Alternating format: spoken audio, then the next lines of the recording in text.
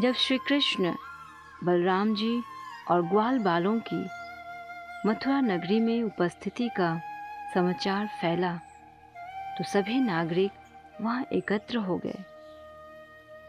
मथुरा की नारियां एवं कन्याएं उनके दर्शनार्थ तत्काल घरों की छतों पर चढ़ गई।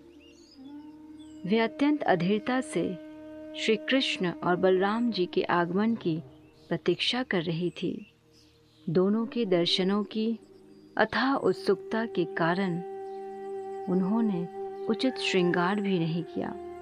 कुछ ने उल्टे सीधे वस्त्र धारण कर लिए, कुछ नारियों ने केवल एक आंख में अंजन लगाया, तो कुछ ने एक पग में पायल बांधी या एक ही कर्णफूल पहना।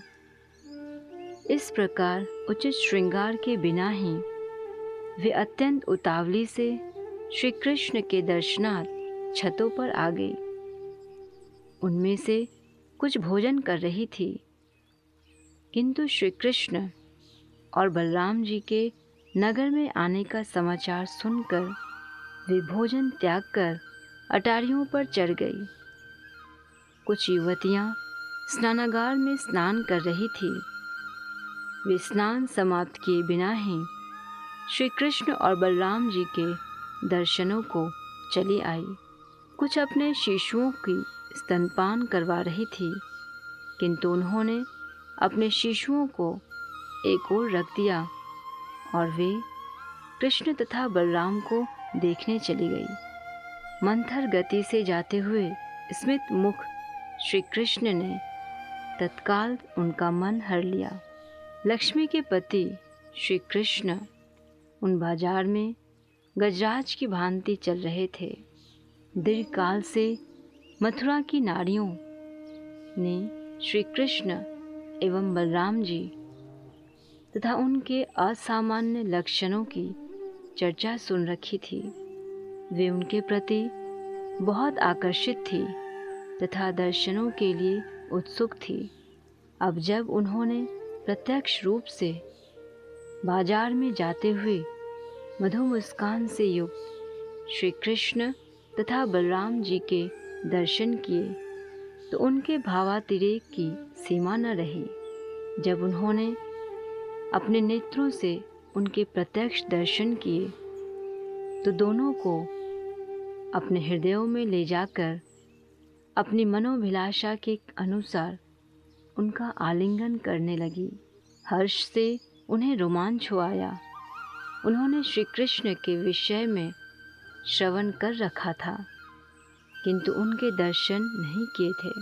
अब उनकी लालसा तृप्त हो गई थी। मथुरा के प्रसादों की अटारियों पर चढ़कर प्रसन्नचित स्त्रियां श्री कृष्ण और बलराम जी पर पुष्प वर्षा करने लगी। जब वे बंधु गलियों में से जा रहे थे तो पास पड़ोस के सभी ब्राह्मण पुष्प और चंदन लेकर बाहर आए और आदरपूर्वक नगर में उनका स्वागत किया।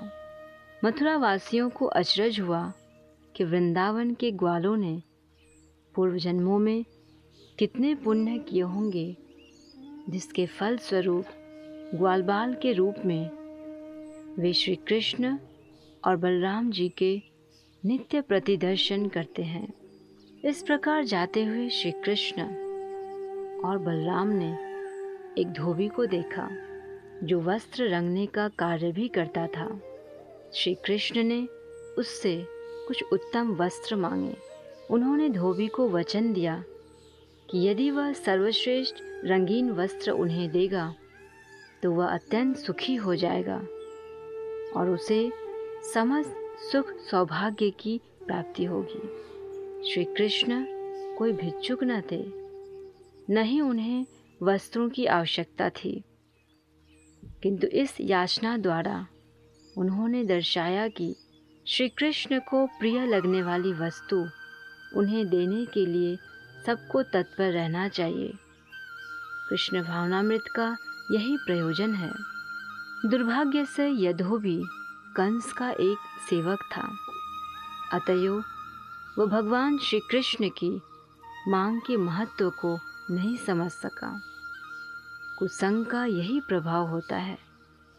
समस्त सौभाग्यों के दान का वचन देने वाले श्री भगवान को वह तत्काल वस्त्र दे सकता था, किंतु कंस का सेवक होने के कारण वह पापी असुर उनके प्रस्ताव को स्वीकार न कर सका। प्रसन्न होने के स्थान पर उसने अत्यंत क्रोधित होकर और प्रभु की मांग को अस्वीकार करते हुए कहा, तुम किस प्रकार राजा के निमित्त रखे हुए वस्त्रों की मांग कर रहे हो।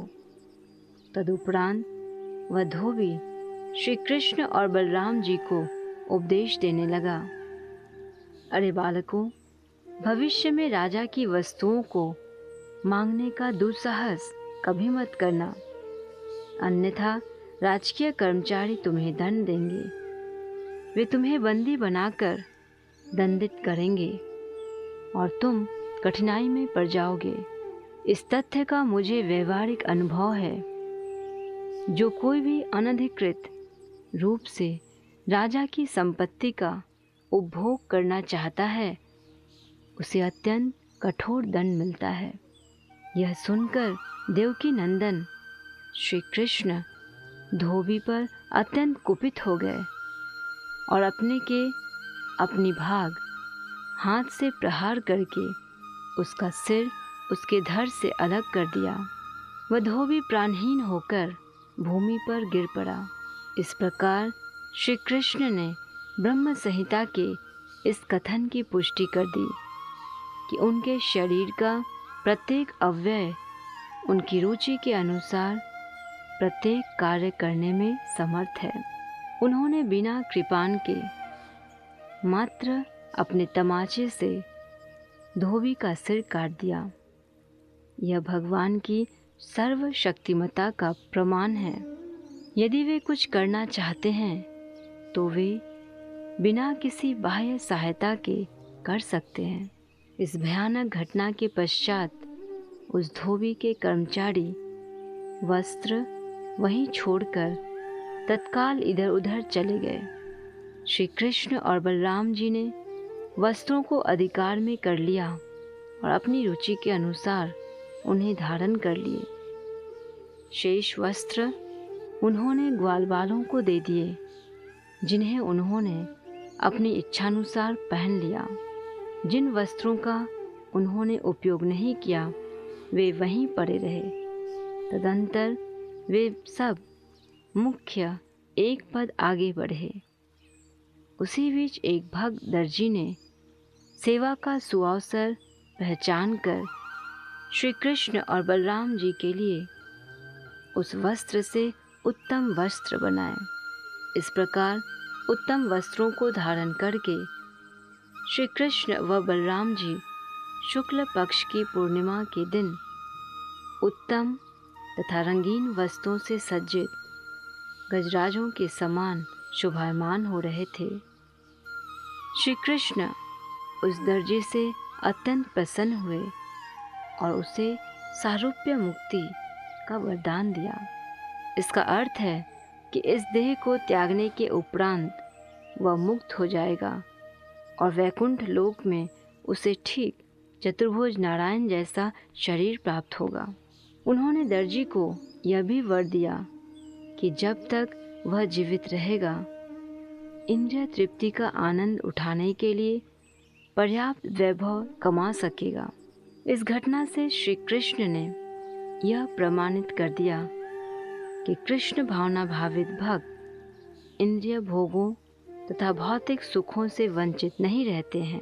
उन्हें इन सब के लिए भी पर्याप्त अवसर मिलेगा, किंतु इस जीवन का अंत होने पर उन्हें वैकुंठ लोक, कृष्ण लोक अथवा गोलोक वृंदावन में प्रवेश करने की अनुमति मिलेगी। उत्तम वस्त्र धारण करने के पश्चात श्री कृष्ण एवं बलराम जी सुदामा नामक एक माली के पास गए।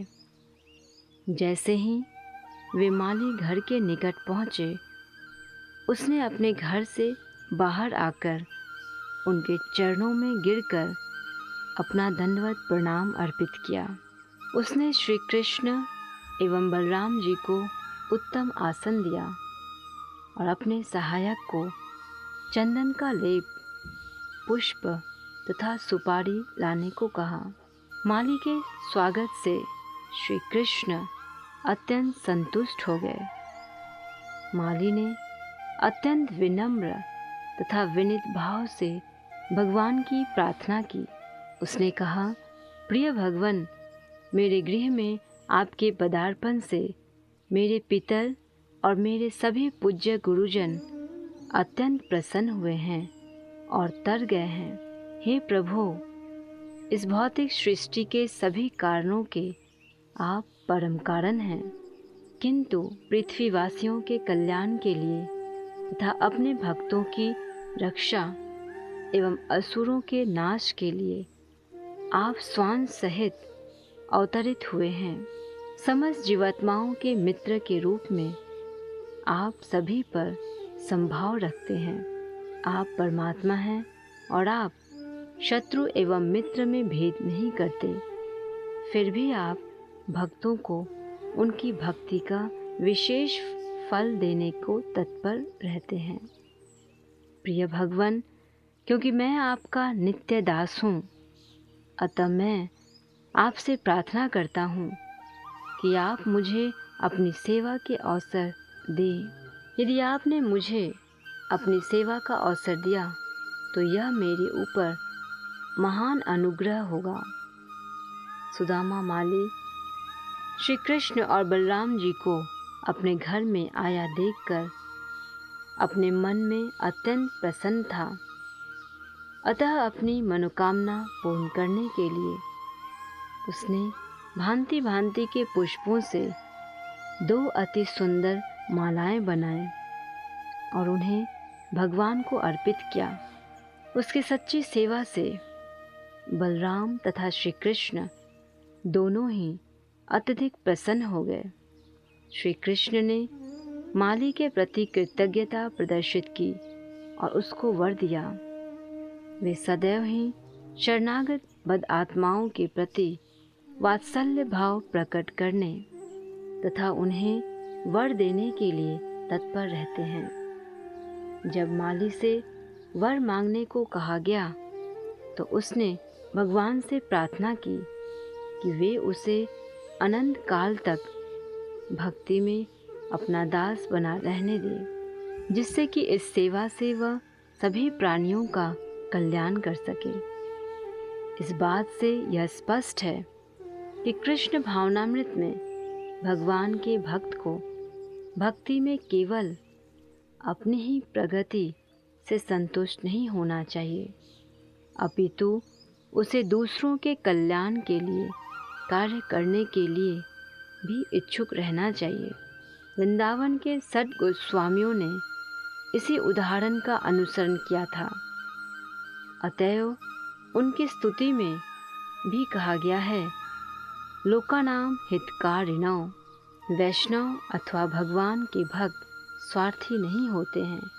श्री भगवान से वरदान के रूप में वे जो भी लाभ करते हैं वे उसे सभी प्राणियों में वितरित कर देना चाहते हैं। मानवता के कर्मों में यह सबसे महान कार्य है। माली से प्रसन्न होकर भगवान श्री कृष्ण ने न केवल उसे इच्छित वर दिया, अपितु उससे कहीं अधिक उसे समस्त सांसारिक ऐश्वर्य, परिवार की संपन्नता, दीर्घ जीवन तथा और भी भौतिक संसार में जो कुछ प्राप्त करने की उसके हृदय में अभिलाषा थी, वह सब उसे प्रदान कीजिए।